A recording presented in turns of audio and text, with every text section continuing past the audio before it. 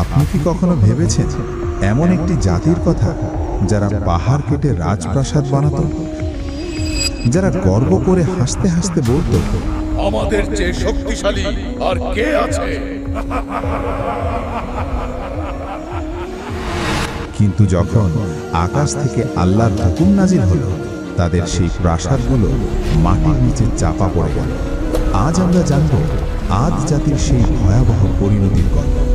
আজকের এই ঘটনা শুধু অতীতের গল্প নয়, এটি একটি শিক্ষা, একটি সতর্কবার্তা যা যুগে যুগে মানুষের অহংকারকে চ্যালেঞ্জ করে এসেছে।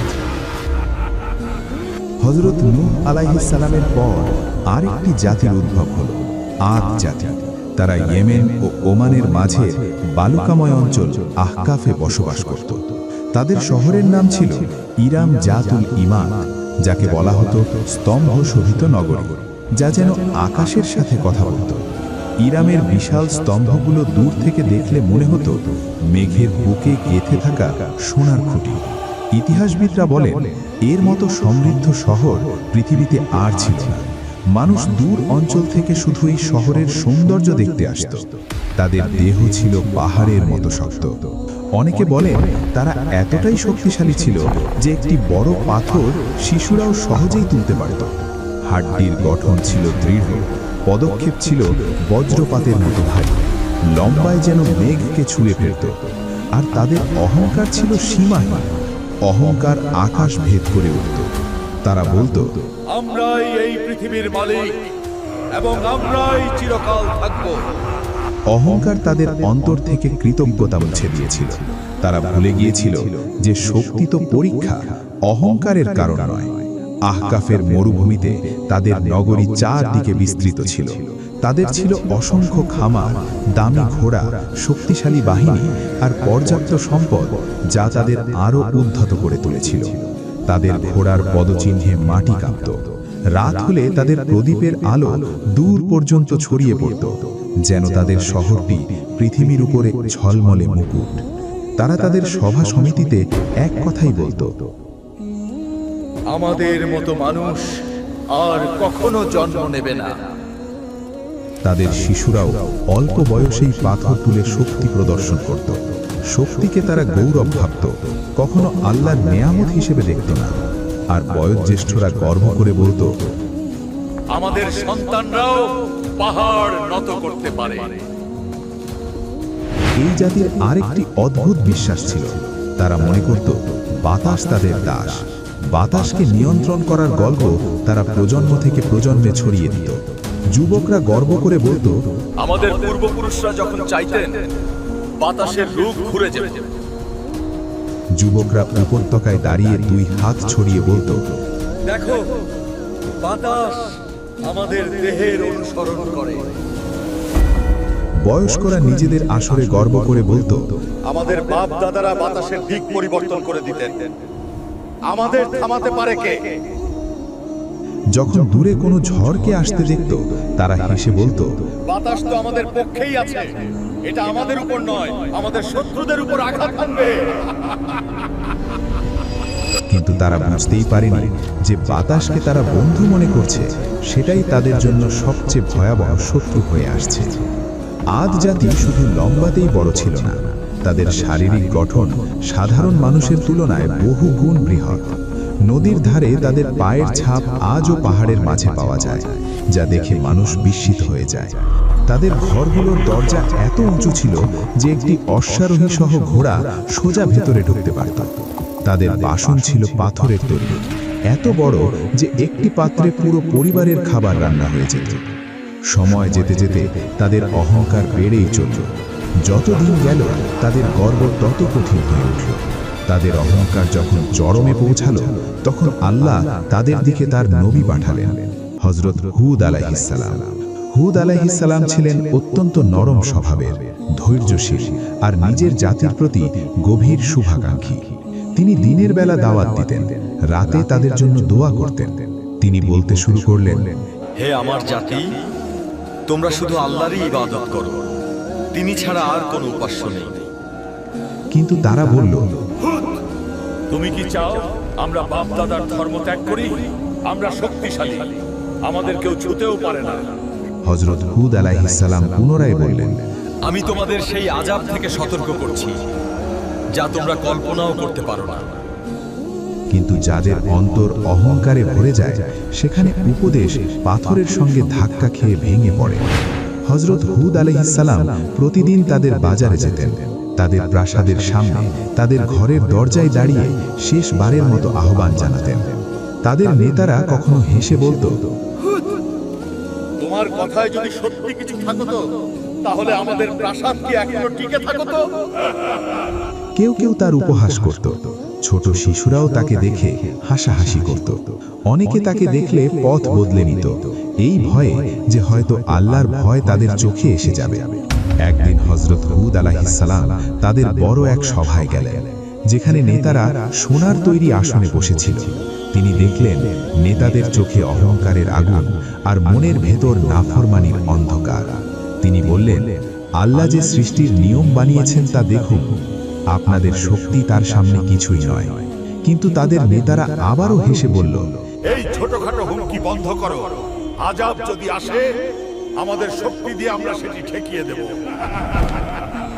আযাব আসার কয়েকদিন আগে আহকাফের উপত্যকায় এক অদ্ভুত ঘটনা ঘটল। রাতে আকাশে একটি গভীর রহস্যময় আওয়াজ শোনা গেল। না কোনো মেঘ গর্জন করল, না বিদ্যুৎ চমকালো।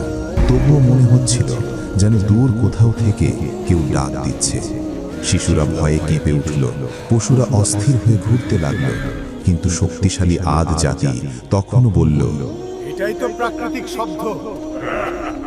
এ তো পাহাড়ের গর্জনের মতো শব্দ। কিন্তু হযরত হুদ আলাইহিস সালাম বললেন, এটি রহমতের ডাক নয়, এটি সতর্ক বার্তা। পরের রাতেই মাটি হালকা করে কেঁপে উঠল, তবে এতটাই কম যে শুধু পশুরা অস্থির হয়ে উঠল। মানুষরা হাসতে লাগলো। মাটিও আমাদের শক্তিকে ভয় পায়।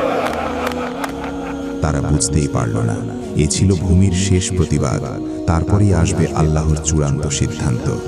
তারপর আল্লাহর ফয়সালা নাজিল হলো। সবচেয়ে আগে তাদের ওপর নেমে এলো ভয়াবহ খরা। টানা 3 বছর একটি বৃষ্টির ফোঁটাও পড়ল না। নদী শুকিয়ে গেল, বাগান ঝরে পড়ল, জমিন পাথরের মতো শক্ত হয়ে গেল। মানুষ আকাশের দিকে তাকিয়ে রইল, কবে বৃষ্টি নামবে?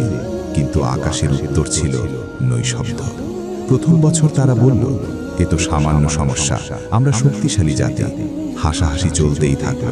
দ্বিতীয় বছরে তীব্র পিপাসায় তাদের জিহ্বা শুকিয়ে গেল। খালি কলসির শব্দ দেয়ালে ঠুকে ঠুকে প্রতিধ্বনি তুলতে লাগলো। পিপাসায় পশুরা একে একে পড়ে যেতে লাগলো। তৃতীয় বছরে আদ জাতির সেই হাসি, সেই দম্ভ, সেই উচ্চ কণ্ঠ সব মিলিয়ে হারিয়ে গেল। যে জাতি একসময় আকাশের সঙ্গে কথা বলার দাবি করত, তারা এখন নীরব হয়ে পড়ল। যখন মানুষ হযরত হুদ আলাইহিস সালামের কাছে এসে সাহায্য চাইতে লাগল, তিনি তাদের দেখে কান্না করলেন না, শুধু এতটুকু বললেন, এখন আযাবের সময় খুব কাছাকাছি। তারপর একদিন তারা আকাশে 3টি মেঘ দেখতে পেল, একটা লাল, একটা সাদা আর একটা কালো। আকাশ থেকে এক ফেরেশতা ঘোষণা করলেন, হে আদ জাতি, তোমরা এই 3টির মধ্যে একটি মেঘ বেছে নাও। তাদের নেতারা হেসে হেসে বলল, কালো মেঘটাই নেব, ওতেই তো পানি আছে, ওটাই রহমত আনবে। কিন্তু তারা জানত না ওই কালো মেঘে রহমত নয়, বরং লুকিয়ে আছে ভয়াবহ ধ্বংস। আকাশ অন্ধকার হয়ে গেল, হাওয়া ঠান্ডা হয়ে এলো। মানুষ আনন্দে নাচতে লাগলো, চিৎকার করতে লাগলো, দেখো বৃষ্টি আসছে। কিন্তু সেটি বৃষ্টি ছিল না, এটি ছিল আযাবের ঝড়। ঝড়ের প্রথম দমকা হাওয়া এলো, ধুলো আর পাথর উড়ে আকাশ অন্ধকার করে দিল। ঝড়ের প্রতিটি ঝাপটা তাদের মনে হচ্ছিল, মনে হয় বাতাস তাদের নাম, তাদের অস্তিত্ব মুছে ফেলছে। দ্বিতীয় ঝাপটা এলো, গাছপালা উপড়ে গেল, পশুরা বাতাসে ভেসে উঠল। তাদের সব মূর্তি, তাদের গর্ব, তাদের বাগান, তাদের শহর সবই বাতাসে ছিন্ন ছিন্ন হয়ে যেতে লাগলো। রাতে মানুষ তাদের সন্তানদের বুকে জড়িয়ে ধরত, কিন্তু ঝড়ের গর্জন ছিল তাদের আর্ত চিৎকারের চেয়েও ভয়ঙ্কর আর তীব্র। তৃতীয় ঝাপটা এলে মানুষ বাতাসে ছিটকে গেল। তাদের সেই প্রাসাদগুলো, যেগুলো একসময় অগণিত স্তম্ভ নিয়ে আকাশের সঙ্গে কথা বলতো, সেগুলো বালির নিচে লুটিয়ে পড়ল। 7 রাত ও 8 দিন ধরে সেই ভয়াবহ ঝড় থামেনি।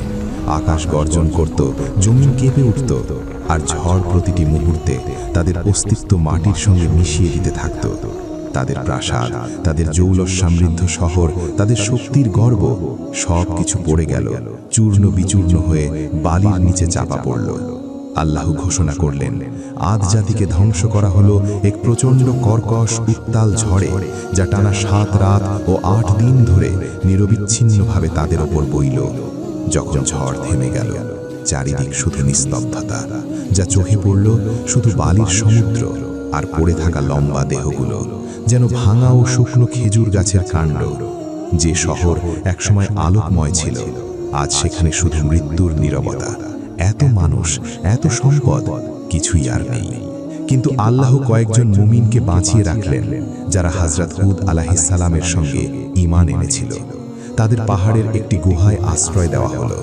তখন হযরত হুদ আলাইহিস সালাম দোয়া করে বললেন, হে আমার প্রতিপালক, আপনি সর্বাধিক দয়ালু, আমাদের সেই পথে স্থির রাখুন যে পথে চললে আপনার সন্তুষ্টির দিকে পৌঁছানো যায়। যখন হযরত হুদ আলাইহিস সালাম উপত্যকার উপর দাঁড়িয়ে ধ্বংসস্তূপে পরিণত শহরটির দিকে তাকালেন, তার চোখে অশ্রু চলে এলো। এই তো সেই মানুষগুলো যারা একসময় বলতো, আমাদের চেয়ে শক্তিশালী আর কে আছে, কিন্তু আজ তাদের জীবন্ত কোনো নিদর্শনও বাকি রইল না। সবকিছু ঝড়ে উড়ে হারিয়ে গেছে।